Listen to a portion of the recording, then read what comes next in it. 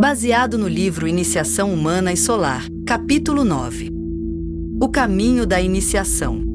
Esta é a parte 1 de 5 partes. Os comentários são de Michael Robbins. Voltando ao texto.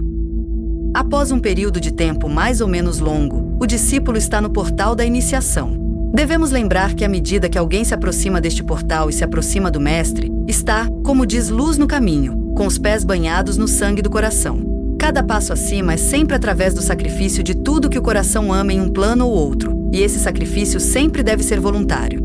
Aquele que trilha o caminho probatório e o caminho da santidade é aquele que calculou o custo, cujo sentido de valores foi reajustado e que, portanto, não julga como julga o homem do mundo. Ele é o homem que tenta tomar o reino pela violência. Nessa tentativa, está preparado para o sofrimento consequente.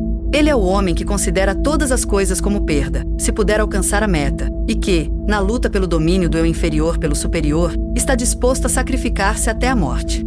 Comentário. Um dos factores a ter sempre em mente é se o tibetano está a falar da primeira iniciação, o nascimento, ou da terceira iniciação, a transfiguração, a primeira iniciação solar. Nem sempre é fácil, em todos os contextos, determinar qual destes dois pode ser objeto de discussão. Às vezes parece que um certo processo de cegueira está sendo usado deliberadamente. Parece que DK deseja que o pensamento em torno do tema da iniciação permaneça fluido. Existe o perigo de uma categorização doutrinária caso algum sistema rígido de pensamento surja e perdure. Muitas pessoas têm grande interesse neste assunto e procuram classificar não apenas a si mesmas, mas também aos outros. Felizmente ou infelizmente, eles geralmente não têm conhecimento e experiência para fazer isso. Ao cegar um pouco o sujeito da primeira e da terceira iniciações, o tibetano garante que os discípulos avaliadores não se sintam suficientemente seguros de si mesmos para tirar conclusões precipitadas.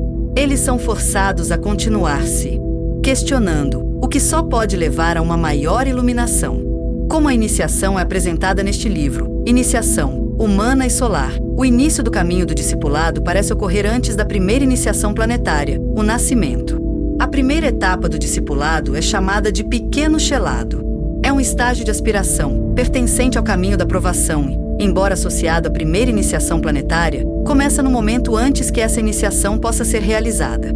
A duração do pequeno chelado é, como o tibetano descreve, espalhada por várias vidas, de Inai 716. O pequeno chelado é referido como o período da consciência lemuriana. Dina I-716. A etapa do caminho do discipulado que se segue ao pequeno chelado é Shela na luz, que é conhecida como a fase atlante do processo de discipulado. O tibetano diz-nos que 2 vidas são por vezes suficientes para cobrir este período, de Inai 716. Parece que um Shela na luz pode ser um iniciado de primeiro grau, mas não nos é dito que tal Shela devemos ser. Visto que o estágio de discipulado aceito ocorre quase invariavelmente algum tempo após a primeira iniciação, e o estágio de Shela na luz precede imediatamente o discipulado aceito, parece que em algum momento do processo de Shela na luz o discípulo é um iniciado de primeiro grau. Quando a frase discipulado aceito for alcançada, a primeira iniciação terá sido quase definitivamente tomada. Este é quase sempre o caso, e conheço apenas uma exceção à regra.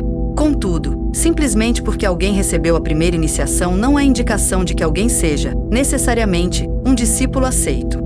Várias vidas podem passar antes que a aceitação, tecnicamente entendida, ocorra. Ao considerar as diversas fases do caminho, há muitas sobreposições.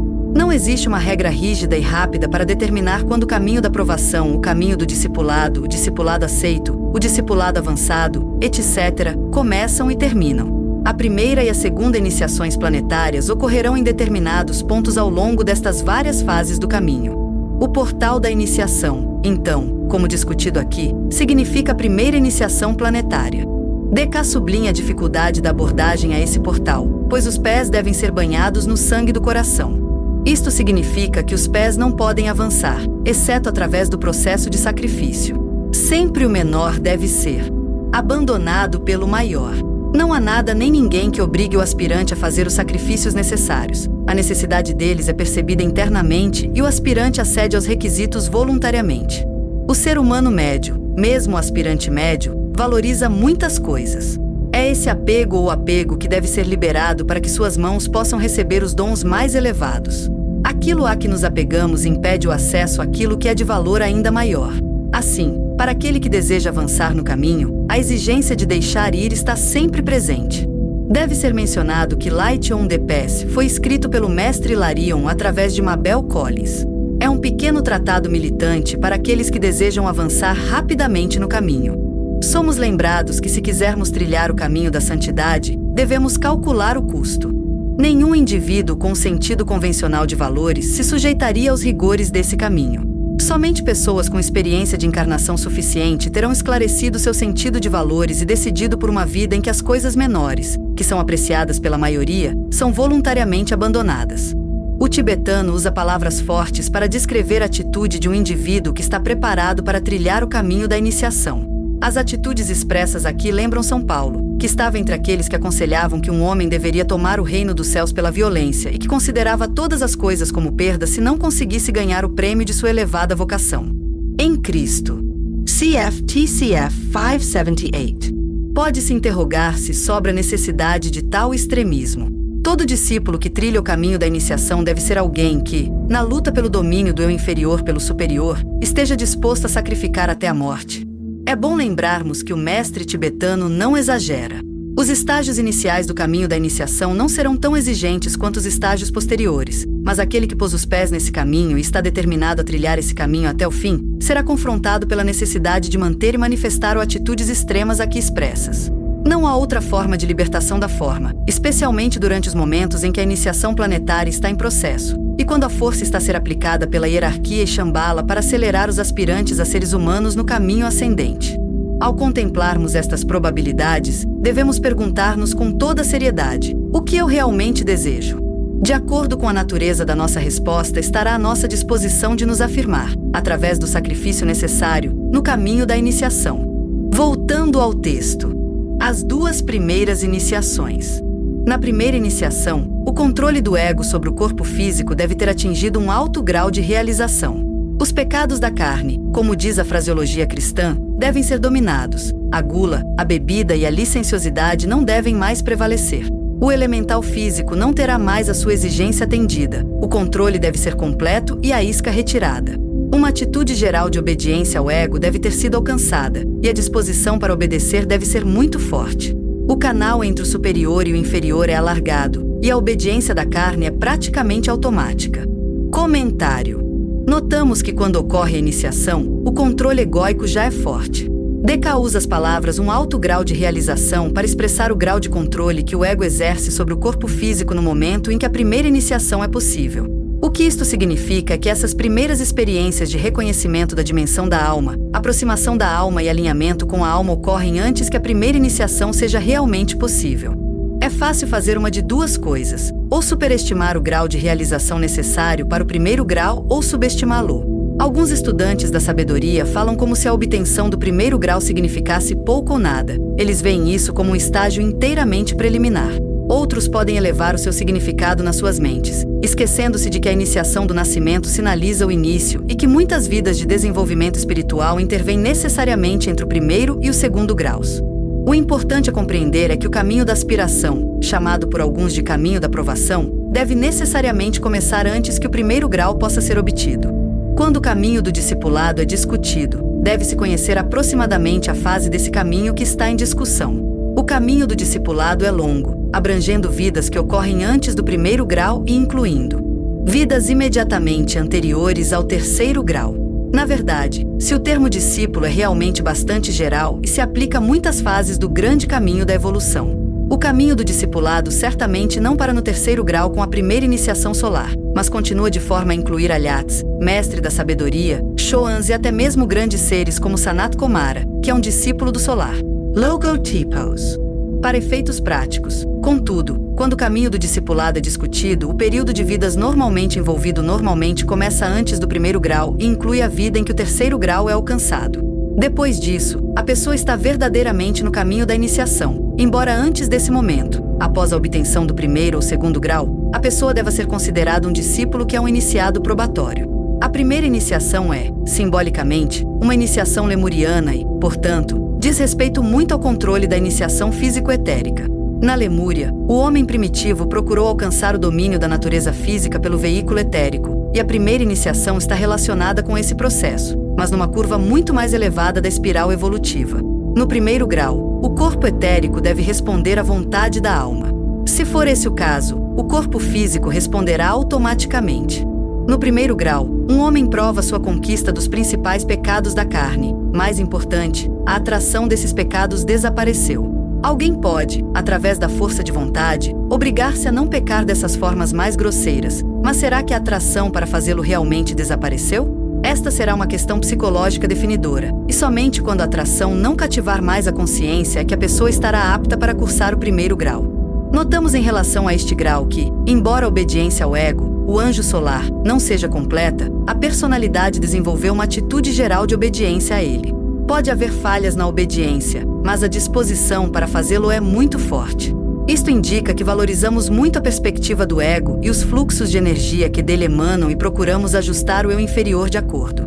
É interessante ver que o primeiro grau representa um alargamento do canal entre o superior e o inferior, isto é, entre a alma e a personalidade. A carne é bastante subjugada e a sua conformidade com intenções mais elevadas é quase automática. Voltando ao texto. O fato de todos os iniciados não atingirem esse padrão pode ser atribuído a diversas coisas, mas a nota que eles emitem deve estar do lado da retidão. O reconhecimento das suas próprias deficiências, que evidenciarão, será sincero e público, e a sua luta para se conformarem aos padrões mais elevados será conhecida, mesmo que a perfeição possa não ser alcançada. Os iniciados podem cair, e caem, e assim incorrer no funcionamento da lei como punição. Eles podem, e o fazem, com esta queda prejudicar o grupo, e assim incorrer no karma de reajustamento, tendo que expiar o dano através de serviço prolongado posterior, onde os próprios membros do grupo, mesmo que inconscientemente, aplicam a lei. O seu progresso será seriamente prejudicado, perdendo-se muito tempo no qual terão de resolver o karma com as unidades feridas. O próprio fato de um homem ser um iniciado e, portanto, um médium para uma força de um tipo muito maior, faz com que seus desvios do caminho reto tenham efeitos mais poderosos do que é o caso de um homem menos avançado. Sua retribuição e punição serão igualmente maiores. Inevitavelmente, ele deverá pagar o preço antes de poder prosseguir no caminho. Quanto ao grupo que ele fere, qual deveria ser a atitude deles? Um reconhecimento da gravidade do erro, uma aceitação sábia dos fatos do caso, uma abstenção de críticas pouco fraternas e um derramamento de amor sobre o irmão pecador. Tudo isso, juntamente com ações que deixarão claro para olhando para o público em geral que tais pecados e violações da lei não são tolerados. A isto deve ser acrescentada uma atitude mental dentro do grupo em questão que os levará, ao mesmo tempo que tomam medidas firmes, a ajudar o irmão equivocado a ver o seu erro, a resolver o karma retributivo, e então a reintegrá-lo página 84 em sua consideração e respeito quando as devidas reparações forem feitas. Comentário. Decaçoa com uma nota de realismo. Ele está bem ciente de que nem todos os iniciados em estágio probatório estão à altura do padrão estabelecido, mas pelo menos reconhecerão as suas deficiências, publicamente, se necessário. Eles lutarão para se adequar a padrões elevados e a sua luta será evidente. No primeiro grau, a perfeição não é alcançada e não é esperada. A hierarquia dá grande importância aos esforços do discípulo para alcançar aquilo que é desejável, independentemente de a realização completa ocorrer ou não. DK discute a queda dos iniciados. Isso é algo razoavelmente comum em nossos tempos difíceis. Quando chega a queda, a lei não pode ser suspensa e o castigo vem. Um iniciado probatório está relacionado a um grupo e tal queda pode muito bem prejudicar o grupo. A lesão terá que ser expiada e, nesse processo, o grupo passa a ser instrumento da lei kármica. Este é um período muito desconfortável e punitivo para o iniciado probatório pecador, mas a lição necessária geralmente é aprendida. No caminho aprendemos que não vivemos apenas para nós mesmos. Cada conquista eleva nosso grupo, cada queda o arrasta para baixo. Nós sabemos que não viajamos sozinhos. Confronte com Dinaí 584, Regras da Estrada Sexta. DK fala em termos de energia oculta. Um iniciado, mesmo o iniciado probatório dos 2 primeiros graus, exerce energias e forças que são mais intensas do que aquelas utilizadas pelo indivíduo médio. Quando forças potentes são mal direcionadas, as repercussões são maiores. Podemos ver por que é necessário assegurar um certo padrão de comportamento de autossacrifício em certos estágios ao longo do caminho antes de dotar o discípulo com energias e forças ainda mais potentes. Este é muitas vezes o papel do planeta testador, Saturno, o planeta que garante que estamos em conformidade com a lei. Não há nada de permissivo nas leis que guardam o caminho, e simultaneamente guardam aquele que trilha esse caminho.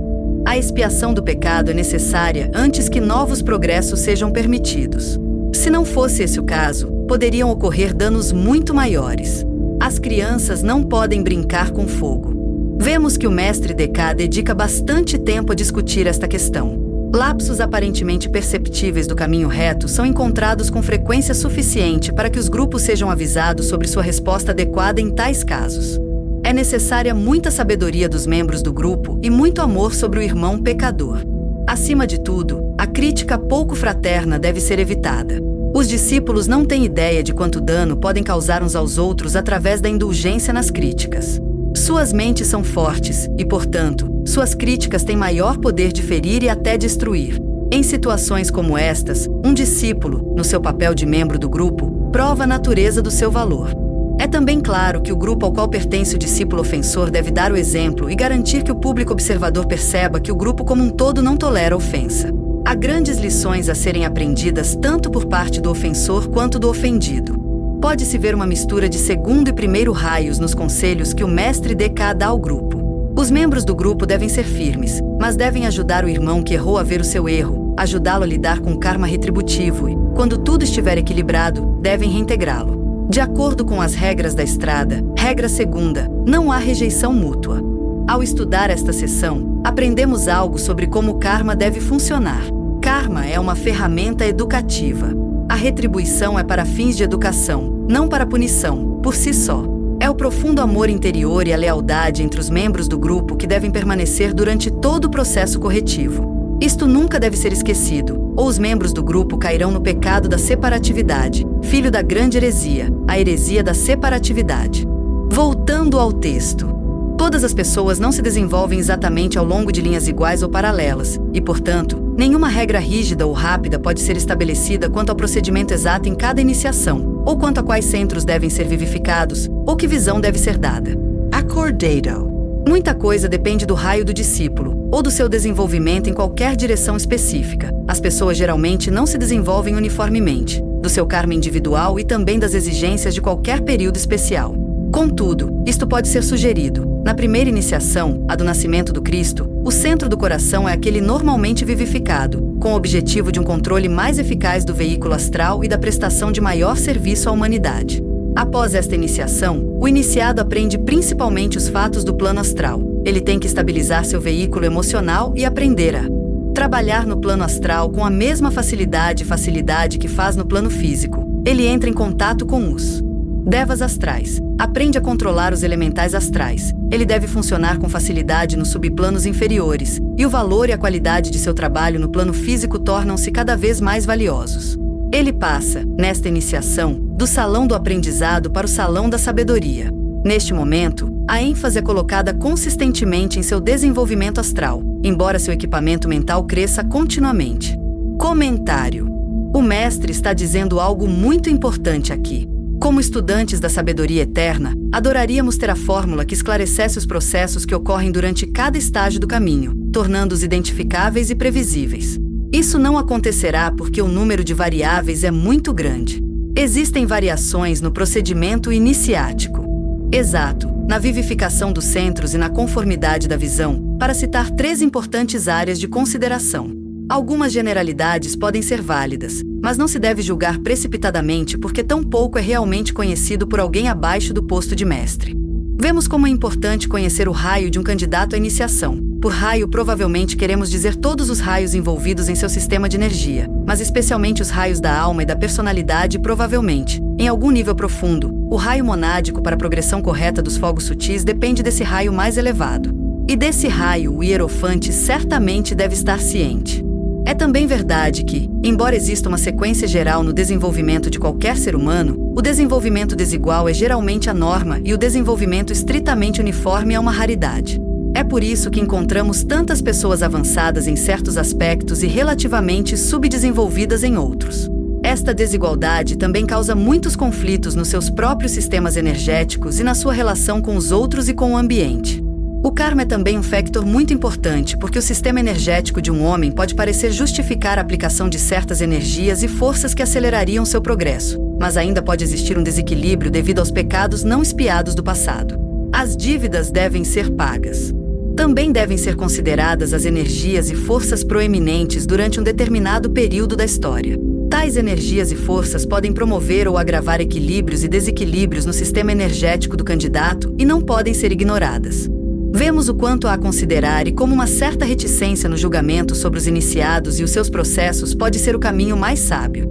Surge uma generalidade relativa ao processo iniciático. É o centro do coração que geralmente é vivificado na primeira iniciação. Isto permite que um trabalho importante com o corpo astral prossiga e dá ao candidato uma orientação mais forte para o serviço. O corpo astral é o mais forte dos 3 veículos da personalidade e o mais difícil de subjugar. Desde o início do processo iniciático, a ênfase é colocada na sua compreensão e controle, mesmo que esse controle não seja totalmente demonstrado até atingir o 2º grau, algumas vidas depois. Deve-se dizer que em outras partes do ensinamento também é enfatizada a importância do centro da garganta na primeira iniciação. O iniciado do 1º grau está saindo do salão do aprendizado para o salão da sabedoria. Às vezes é questionado quando esta passagem ocorre. Alguns sugerem que isso não acontece até que o 3º grau seja obtido. Aqui a afirmação é inequívoca. A sabedoria plena, contudo, certamente não é alcançada neste ponto. Pode-se perguntar quando a sabedoria plena será alcançada. Mesmo o mestre de sabedoria não alcançou plenamente no que diz respeito à vida abrangente do planeta, embora em relação aos 3 mundos inferiores, ele certamente o tenha feito. Existe uma estreita correspondência entre entrar no salão da sabedoria, subir na cruz fixa e começar a utilizar as 3 pétalas de sacrifício do lótus egóico. Esses processos internos estão ocorrendo simultaneamente. A primeira iniciação é certamente um ponto de divisão, separando um longo processo de vida dedicado à vida lunar daquele que está centrado na sabedoria e no amor da alma. Voltando ao texto. Muitas vidas podem intervir entre a primeira iniciação e a segunda. Pode decorrer um longo período de muitas encarnações antes que o controle do corpo astral seja aperfeiçoado e o iniciado esteja pronto para o próximo passo. A analogia é mantida de forma interessante no Novo Testamento na vida do iniciado Jesus. Muitos anos se passaram entre o nascimento e o batismo, mas os 3 passos restantes foram dados em 3 anos. Uma vez obtida a segunda iniciação, o progresso será rápido, a terceira e a quarta provavelmente ocorrerão na mesma vida ou nas seguintes.